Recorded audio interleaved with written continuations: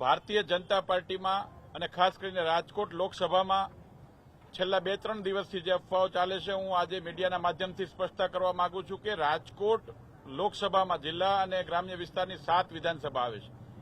7 વિધાનસભામાં અમારા બૂથથી લઈને સંગઠનની આખી ટીમ, આદરણીય અમારા ઉમેદવાર રૂપાલાજીનો 2 વખત પ્રવાસ પૂર્ણ થઈ ગયો છે. કાર્યકર્તાઓ પૂરી તાકાતથી ઘર ઘરનો સંપર્ક પણ પૂરો કર્યો છે.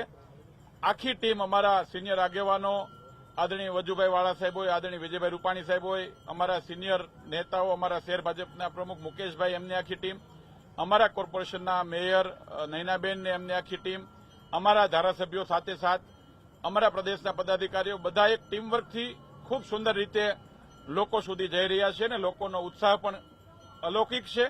આદરણીય નરેન્દ્રભાઈ મોદી સાહેબના નેતૃત્વમાં પાર્ટીના કાર્યકર્તાઓ થનગની રહ્યા છે. ખૂબ સારી રીતે કામ થઈ રહ્યું છે. એટલે રાજકોટ મહાનગરમાં કે રાજકોટ જિલ્લામાં કે રાજકોટ લોકસભામાં ભારતીય જનતા પાર્ટીમાં કોઈ વિખવાદ નથી. એક ટીમ તરીકે સૌ કામ કરે છે અને હું વિશ્વાસ આપું છું કે 5 લાખથી વધારે લીડે રાજકોટની સીટ અમે સૌ કાર્યકર્તાઓ તાકાત સાથે આદરણીય રૂપાલાજીને જીતાડીશું. આજે આ કાર્યક્રમમાં આવ્યા છીએ તો તમને જ ખબર પડી છે કે જવાબદારીઓ છે કે નથી.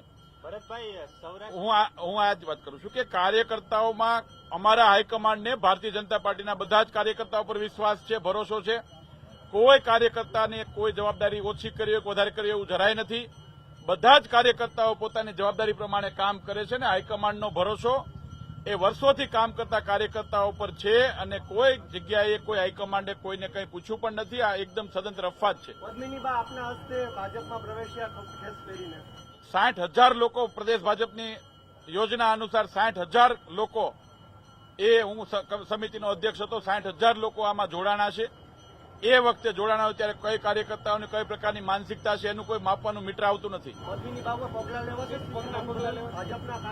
એ ભાજપમાં જોડાણા છે ને એ જ ભાજપમાંથી એમને રાજીનામું આપ્યું છે અને અમે સ્વીકારી લીધું છે. એટલે એમને ભાજપને હું માનું છું ત્યાં સુધી બીજો કોઈ વિષય નથી અને અમારા કોઈ કાર્યકર્તા એ પ્રકારે કોઈની સાથે જોડાયેલા હોય એવી કોઈ વાત છે નહીં. ભરતભાઈ, સૌરાષ્ટ્રની જવાબદારી તમારા પાસે છે, પરંતુ આ ક્ષત્રિય જે આંદોલન છે એને તમે ડામી શક્યા નથી. 100% ક્ષત્રિય સમાજની એક નિવેદનના મામલે રોષ ઉભો થયો હતો. અમારા સૌ આગેવાનો, અમે બધાએ પણ પ્રયત્ન કર્યા છે, અમારા સૌ આગેવાનો પણ પ્રયત્ન કરે છે અને અમારો હાઈકમાન્ડ પણ પ્રયત્ન કરે છે. હું માનું છું કે સુખદ અંત આવશે. ક્ષત્રિય સમાજ એ અમારો પરિવાર છે. ભારતીય જનતા પાર્ટી એટલે દરેક જ્ઞાતિ સમુદાયની સાથે જોડાયેલો એક પરિવાર છે અને ક્ષત્રિય સમાજની સાથે પણ અમારી લાગણીઓ જોડાયેલી છે. અમારા આગેવાન શ્રી રૂપાલા સાહેબે માફી માંગી છે. અમારા પ્રદેશ અધ્યક્ષશ્રીએ પણ વિનંતી કરી છે. હું પણ આગેવાન તરીકે, કાર્યકર્તા તરીકે વિનંતી કરું છું. ક્ષત્રિય સમાજ માફ કરશે જ, અમને વિશ્વાસ છે. અમારા પૂર્વ મુખ્યમંત્રીશ્રીએ પણ વિનંતી કરી છે અને અમે બધા ભેગા મળીને આ મામલાનો બને એટલો વહેલો પૂરો થાય એ દિશામાં પણ પ્રયત્ન કરી રહ્યા છીએ અને 100% કાર્યકર્તાઓ જે રીતે કામ કરે છે એમાં ક્યાંય વિખવાદ કે કોઈ વિવાદ નથી.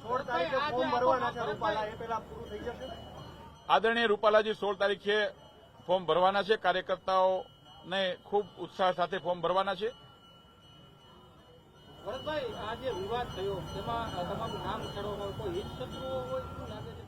હું 20 વર્ષથી ભારતીય જનતા પાર્ટીના પાયાના કાર્યકર્તા તરીકે કામ કરું છું અને હું આપના માધ્યમથી પણ કહું છું કે કોઈ એક સામાન્ય પણ એવી ઘટના કે કોઈ એવા વ્યક્તિ સાથેનો મારો સંપર્ક મળે તો હું જાહેર જીવન છોડી દેવા પણ તૈયાર છું. જે અમારા પાર્ટીના હિત શત્રુઓ છે, જે લોકો ભારતીય જનતા પાર્ટી આટલી બધી સારી રીતે લીડ કરે છે જોઈ શકતા નહીં હોય, આવા લોકો આ પ્રકારે વિખવાદો ઉભા કરવાના પ્રયત્ન કરે છે. તદ્દન પાયાવિહોણી વાતો છે. અલગ અલગ પ્રકારના ન્યૂઝો છપાય છે, એમાં કોઈ તથ્ય નથી. અમારી ટીમ એક ટીમવર્ક તરીકે નરેન્દ્રભાઈ મોદી સાહેબના નેતૃત્વમાં જે રીતે કામ થઈ રહ્યા છે એના સમર્થન માટે, એના માટે અમે સૌ કામ કરી રહ્યા છીએ.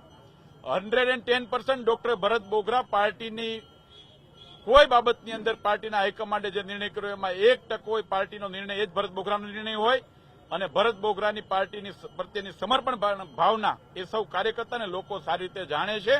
અને હું હજી કહું છું કે હું એક નહીં, ભારતીય જનતા પાર્ટીનો એક પણ કાર્યકર્તા એક પણ જગ્યાએ કોઈ ખોટી બાબતમાં જોડાયેલો એવો એક પુરાવો તમે આપો, અમે બધું જ છોડી દઈએ. એટલે ખોટી વાતો કરીને લોકો માટે, વિરોધ પક્ષના લોકો અને હિતશત્રુઓ, જે રીતે ભાજપનો લોકોમાં પ્રેમ, જે રીતે લોકો પ્રત્યેનો ઉત્સાહ છે એ જોઈને એમની હાર સ્વીકારી શકતા નથી. એટલે આ પ્રકારના ગતકડાઓ કરે છે.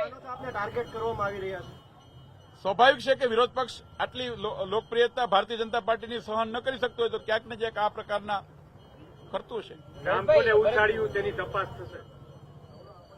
છોડો ને, જેને ઉછાળ્યું છે એ જોઈ લે. ભરતભાઈ, એક વાત એ છે કે ક્ષત્રિય આંદોલનની શરૂઆત થઈ એના શરૂઆતના સમયગાળામાં જો તમે કે તમારી ટીમે જો વધારે પ્રયત્ન કર્યા હોત તો આટલું ના ફેલાત. એ ડેમેજ કંટ્રોલમાં ક્યાંક ચૂક રહી ગઈ એવું માનો છો તમે? બધા જ પ્રયત્ન કરીએ છીએ અને પ્રયત્નપૂર્વક પૂરું થશે. આભાર.